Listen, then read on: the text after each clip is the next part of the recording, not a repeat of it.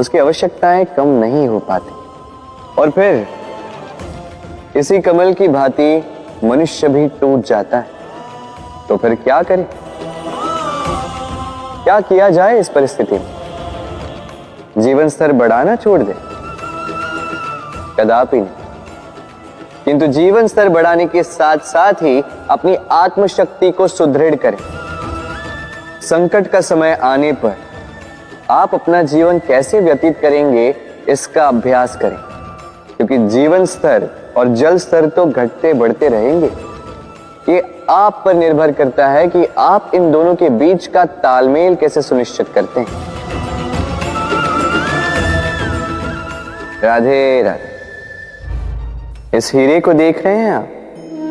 लाखों करोड़ों वर्षों तक धरती के गर्भ में रहने के पश्चात ये इतना कठोर बनता है, किंतु जब खान से निकाला जाता है कोयले की ही भांति होता है, श्वेत, कठोर, निस्तेज। किंतु जब इसे तराशा जाता है तब इसे तेज प्राप्त होता है और तब ये अपना मूल्य बढ़ाता है। संसार में मनुष्य के साथ भी यही होता है। मनुष्य की बुद्धि, मेधा, अनुभव उन वर्षों के कारण नहीं बढ़ती जो वर्ष हमने हमारे जीवन में व्यतीत किए, बल्कि उन क्षणों से निखरती जब हमने कठिनाइयों का सामना किया, चुनौतियों का सामना किया, संकटों का सामना किया, छल और पीड़ा से। इसलिए यदि आपके जीवन में आपके सामने संकट आए, चुनौतियां आए, पीड़ा आए, तो उसे भयभीत मत होइएगा, उसका स्वागत कीजिए, क्योंकि यही परिस्थितियां आपको वो अनुभव देगी जो आपको प्रबुद्ध करे। राधे राधे।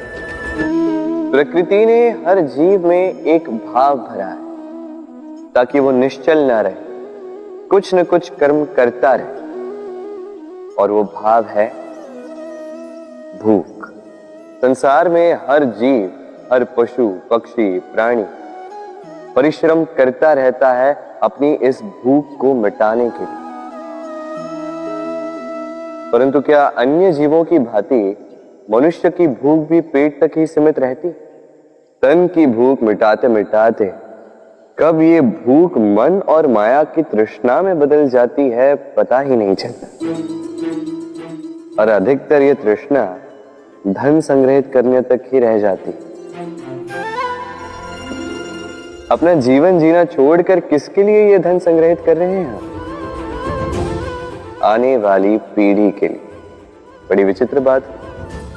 अपना जीवन जीना छोड़कर धन संग्रहित करते करते अपने जीवन का सुख भी मिटा रहे हैं और आने वाली पीढ़ी को कर्म करने से भी बाधित करते। पूत कपूत तो क्यों धन संचय, पूत सपूत तो क्यों धन संचय। अपनी संतान को संस्कार दीजिए, धन नहीं। यदि संतान संस्कारी हो तो अपना स्वयं का एक संसार बना लीजिए। यदि असंस्कारी हो तो आपका बना बनाया संसार यूं ही नष्ट कर दे। इसलिए जीवन में यदि कुछ संचय करना है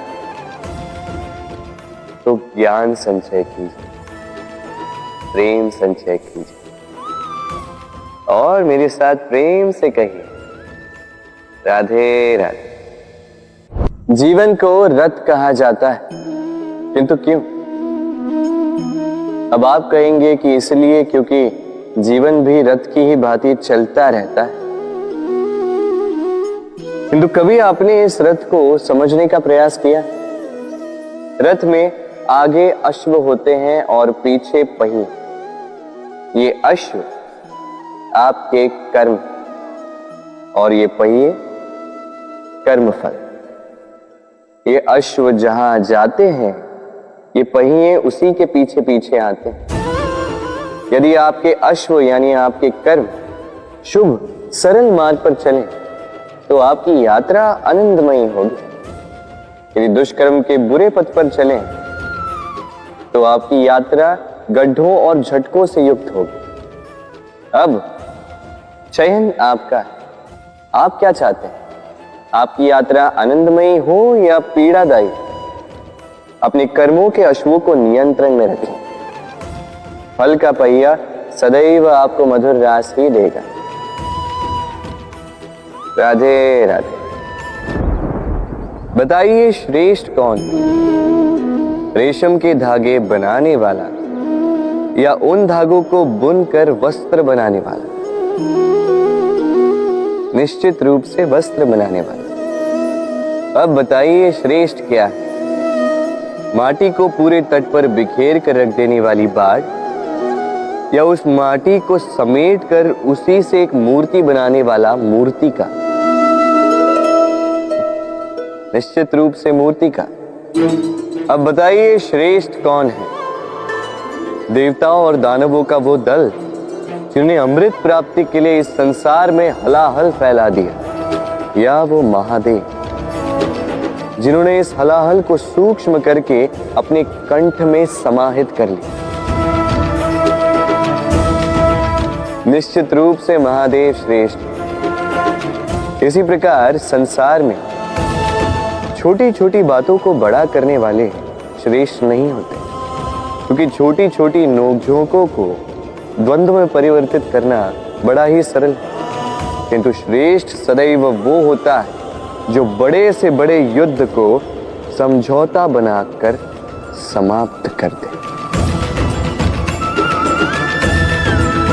राधे राधे। संसार में सबसे कठिन कार्य क्या है? कोई कहेगा पर्वत पर चढ़ना, कोई कहेगा तैरना, कोई कहेगा उड़ना। किंतु क्या ये वास्तव में कठिन है? असल में देखा जाए तो बस ये थोड़े भिन्न है। जो कर्म हमारे लिए करना थोड़े भिन्न हो, हम उसे कठिन समझ लेते हैं। जैसे तैरने की कला भिन्न है।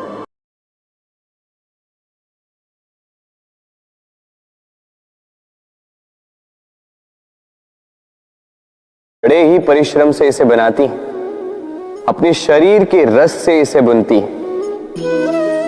क्या आप इसका उद्देश्य जानते हैं? आखिर मकड़ी इन जालों में नन्ही कीटों को फंसाकर उन्हें अपना भोजन बना लेती है। और क्या आप ये बात जानते हैं कि एक दिन मकड़ी इन्हीं जालों में फंसकर मृत्यु को प्राप्त हो जाती है? बताइए क्या करते हैं आप इन जालों के साथ? दिखते ही हटा देते हैं इनका अस्तित्व, है ना?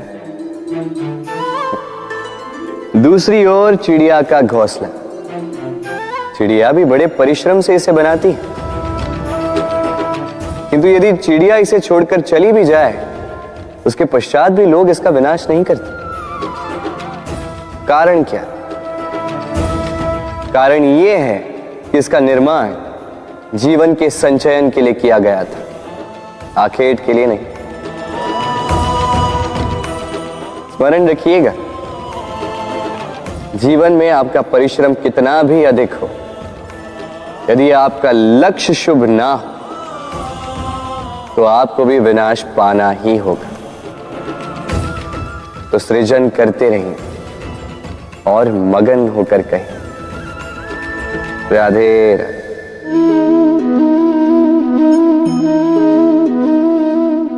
आपके विचार से मैं क्या कर रहा हूं?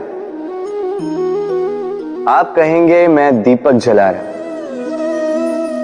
सही, किंतु प्रश्न ये उठता है कि क्या मैंने आपसे कहा कि ये दीपक है? नहीं। क्या इस दीपक ने स्वयं अपना परिचय आपको दिया? नहीं। फिर आपने कैसे जाना कि ये दीपक है? उत्तर है प्रकाश, जो स्वयं जल कर अंधकार में संसार को राह दिखाए, वो दीपक है। जो निराशा में आशा की ज्योत दिखाए, वो दीपक है। दूसरी ओर सर्प है, जो दिखे नहीं, बस फुफकार दे तो लोग भयभीत हो जाते हैं। अर्थात व्यक्ति का परिचय उसके कर्मों से मिलता है, इसलिए आपको ये बताने की आवश्यकता नहीं कि आप कौन हैं। ये आपके कर्म ही निश्चित करेंगे कि लोग आपसे दीपक समझकर प्रेम करेंगे या सर्प समझकर भयभीत रहेंगे। राधे राधे। समय कितना विचित्र होता है। समय हमारे साथ हो तो हम स्वयं को राजा मान लेते हैं।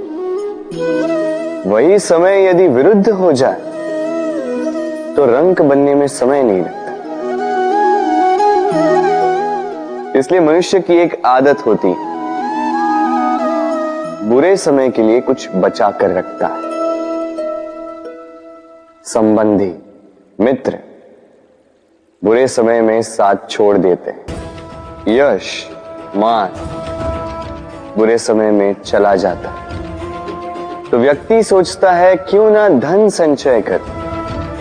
धन का तो कोई मन नहीं होता जो समय आने पर बदल जाए।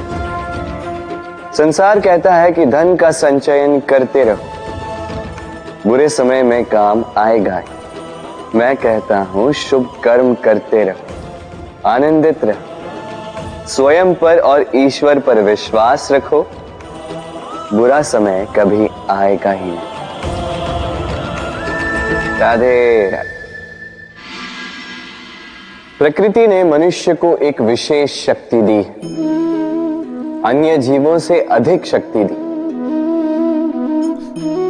स्मरण शक्ति। यही शक्ति मनुष्य को अन्य जीवों से भिन्न बनाती, इतिहास लिखने की प्रेरणा देती, ज्ञान को पीढ़ी दर पीढ़ी आगे भी बढ़ाती, और जो भूल जाते हैं अधिकतर रूप से वो उपहास और दया के पात्र बन जाते हैं। परंतु क्या यही पूर्णतः सत्य है? नहीं। यही स्मरण शक्ति मनुष्य के विकास में सबसे बड़ी बाधा भी बन जाती है, उसके चित्त को दूषित कर देती है। बुरे अनुभव, किसी का दिया गया धोखा, किसी का किया गया कटाक्ष मनुष्य भुला नहीं पाता और फिर लग जाता है प्रतिकार में।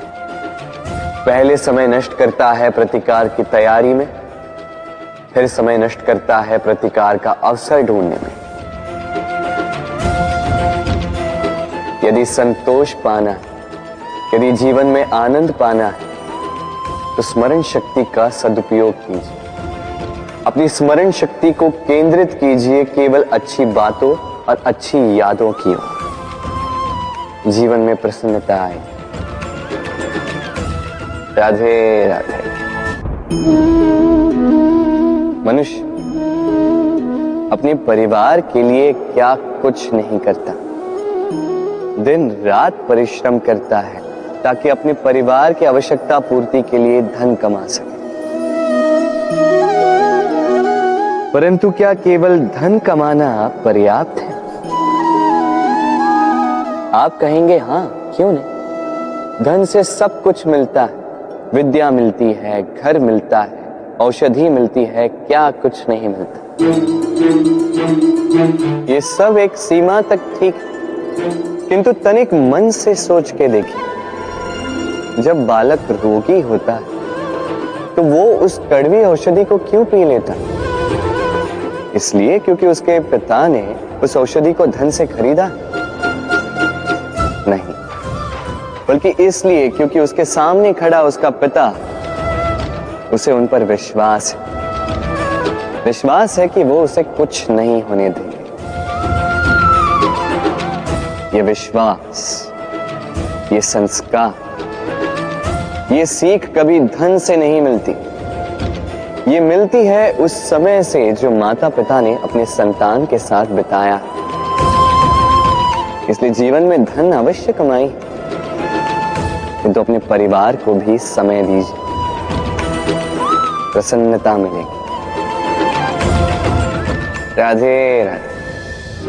मुझे बताइए, इस दीवार को तोड़ने का क्या लाभ है? यदि किसी संबंध में संदेह घर कर लेता है तो आए दिन शत्रुता की स्थिति बनी रहती है। कल कोई और कारण बन सकता है इस दीवार के पुनः बनने का। तो क्या पुनः इस दीवार को बनाएंगे काका। संबंध की पवित्रता वैसी होनी चाहिए जैसे एक माता और संतान के प्रेम में होती है, निश्चल, निर्दोष, कि बात केवल रूठने मनाने तक ही सीमित रहे।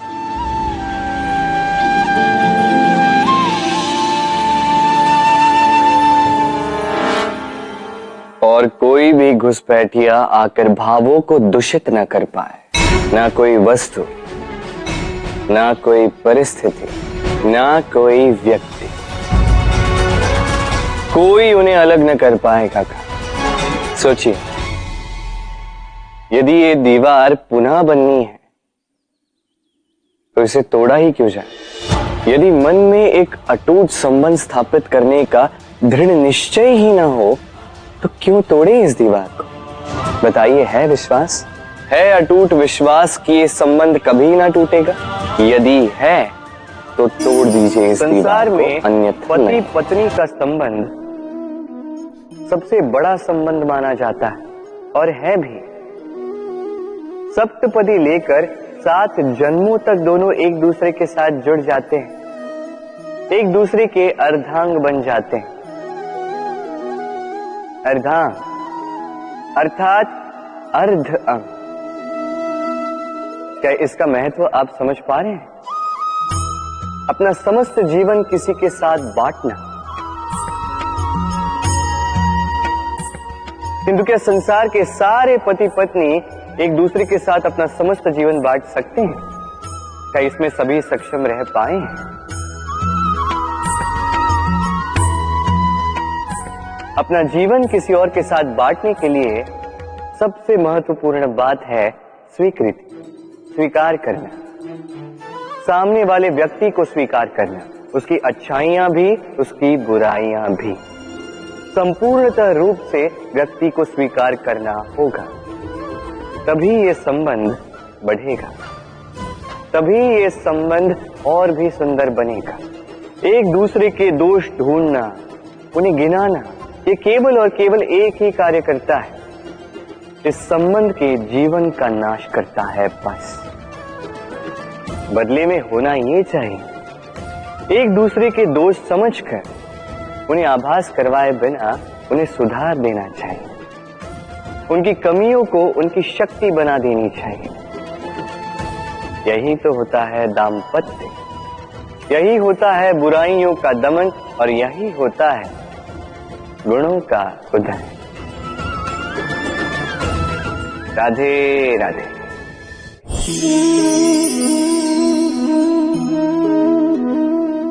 कंकड़ इतना छोटा सा कि उंगली पर आ जाए, किंतु सोचिए यदि यही कंकड़ आंख में लग जाए तो कितनी बड़ी समस्या बन जाता है।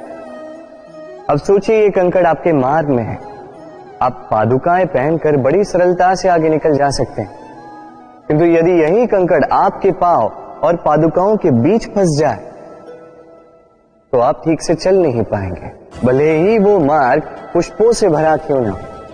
अर्थात आप बाहर की समस्याओं से, उन चुनौतियों से लड़ सकते हैं, भीतर की नहीं। भीतर की समस्याओं से लड़ना अत्यंत कठिन होता है, इसलिए सर्वप्रथम आप भीतर से शक्तिशाली हो जाइए, भीतर से पूर्ण हो जाइए, फिर आप इस संसार के समस्त समस्याओं और चुनौतियों से लड़ सकते हैं, आप विजयी हो सकते हैं। राधे राधे।